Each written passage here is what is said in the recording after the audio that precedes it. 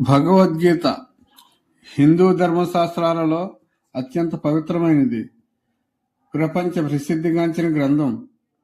మహాభారతంలోని భీష్మ పర్వంలో 25వ అధ్యాయం నుండి 42వ అధ్యాయం వరకు ఉన్న 700 శ్లోకాల సమాహారమే ఈ గీత.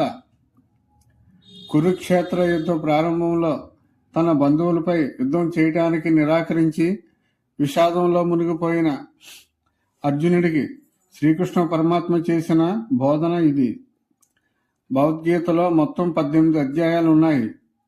వీటిని ప్రధానంగా 3 భాగాలుగా విభజించవచ్చు.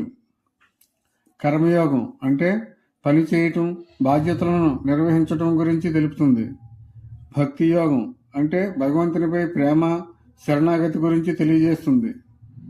జ్ఞానయోగం అంటే ఆత్మజ్ఞానం, పరమాత్మతత్వం గురించి బోధిస్తుంది. నీవు ఏ పని చేస్తున్నా ఫలితాన్ని ఆశించకు.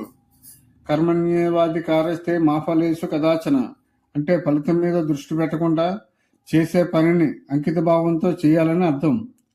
శరీరం నశిస్తుంది కానీ ఆత్మ అమరమైంది. మనిషి బట్టలు మార్చినట్లుగా ఆత్మ ఒక శరీరం నుండి మరొక శరీరానికి మారుతుందని కృష్ణుడు వివరిస్తారు. స్థితప్రజ్ఞత అంటే సుఖదుఖాలను, జయాపజయాలను సమానంగా స్వీకరించడం. భయం వేడటం అంటే భయం మనిషిని బలహీనపరుస్తుంది.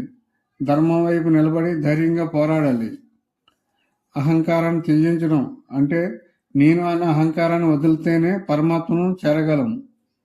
నియంత్రణ అంటే మనసును, ఇంద్రియాలను అదుపులో ఉంచుకోవటం విజయానికి మూలం. పరిత్రాణాయ సాధూనాం వినాశాయ దుష్కృతం ధర్మ సంస్థాపనార్థాయ సంభవామి యుగే యుగే. సాధువులను రక్షించడానికి, దుష్టులను శిక్షించడానికి, ధర్మాన్ని ప్రతిష్ఠించడానికి నేను ప్రతి యుగంలోనూ అవతరిస్తుంటాను.